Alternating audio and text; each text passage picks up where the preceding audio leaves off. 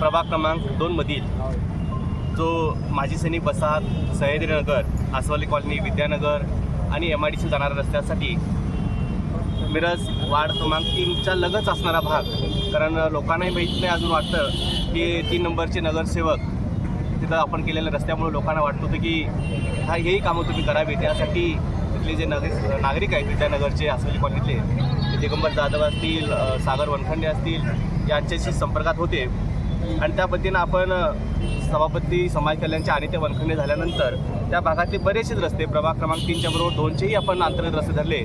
परंतु हा रस्ता जो आहे सह्याद्रीनगरपासून जाणारा हा मोठा रस्ता आहे आणि त्यासाठी बजेटलाच रक्कम धरणं अपेक्षित होतं। त्यासाठी आपण हा जनरल फंडातून कामं काही सुचवली होती, परंतु काय झालं मला माहीत नाही की या कामाला सुचवलेलं असताना मंजूर झाले तर सांगायचे, परंतु गेली 6 वर्ष झाला हा रस्ता थांबला गेला, झाला नाही।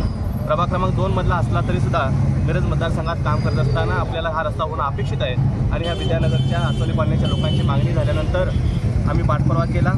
आम्ही DPDCमध्येही समित कदमच्या माध्यमातून हा प्रस्ताव टाकला, परंतु काय झालं आहे अजून मला माहीत आहे, पालकमंत्र्यांच्या याच्यामध्ये हा रस्ता अजून मंजूर झालेला नाही आणि म्हणून आम्ही आता आमचे मिरजेचे स्थानिक आमदार विधान परिषदेचे इद्रिसभाई नायकवडी यांच्या माध्यमातून हा रस्त्याचा पाठपुरावा करून समित कदमच्याही पाठमागे आम्ही लागलो। तेही त्याचे DPDCचे मेंबर आहेत, कोणत्या ना कोणत्या माध्यमातून बरं आरोप होण्यापेक्षा रस्ता होणं महत्त्वाचं आहे, कारण त्या आसवली कॉलनी, विद्यानगर, MIDCच्या या प्रभाग क्रमांक 2 मध्ये लोकांची खूप गैरसोय आहे। मेन रस्ता वाहतुकीचा आहे MIDC जाणाऱ्या लोकांचा, तो होणं अपेक्षित आहे। त्यासाठी आम्ही 1 दिवसाचं लक्षणीय उपोषण दिगंबरजी जाधव आणि सागर वनखंडे यांनी इथल्या स्थानिक नागरिकांनी केलेलं आहे। त्याला पाठिंबा देण्यासाठी इद्रिसभाई इथं आले, त्यावर खरं त्यांचं मी आभार मानतोय।